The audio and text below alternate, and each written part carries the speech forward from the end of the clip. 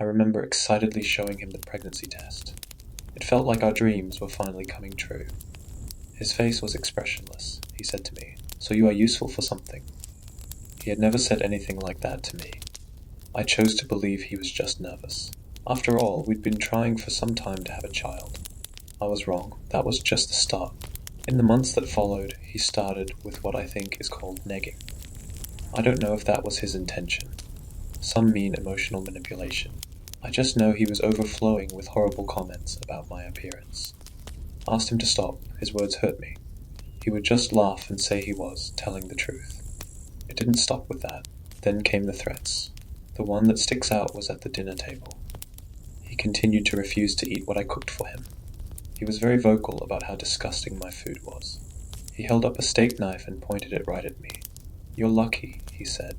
"What does that mean?" I asked. He said I was lucky I was with child. That's when I started having the thoughts. It's not so bad just to think about killing your husband, is it? It was just daydreaming, nothing more. I realized killing someone isn't so hard. There's 1,000 ways to kill someone. No, what I liked to think about was getting away with it. That's the hard part. It essentially boils down to disposing of the body. That's how everybody gets caught. Dig a hole in the backyard. The neighbors saw you. Caught. Dump the body in the woods.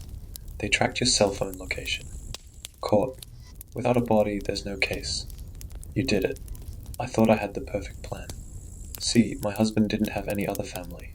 He wouldn't be missed by anyone but me. And my husband had once purchased a 55-gallon plastic barrel. That was a good place to put a body. Fill it with chemicals you bought with cash. Wait long enough for everything to dissolve. Then dump the goo in small batches in a big rushing river. The night my husband slapped me, I decided maybe daydreaming wasn't enough. I went into the garage to check the barrel. Just check it. Get my head around if maybe it would work. I popped the lid off, but the barrel was full of something. A mystery white powder. It was so heavy. I grabbed a rag off his workbench and tried to brush away the powder. Just below the surface, I found something solid. After brushing some more, I saw my husband's lifeless face staring back at me. "You weren't supposed to see that," I heard from behind me. Startled, I faced the thing that looked like my husband. "No matter. You've been useful enough." The baby started kicking furiously. No, it hurt so bad. It was clawing.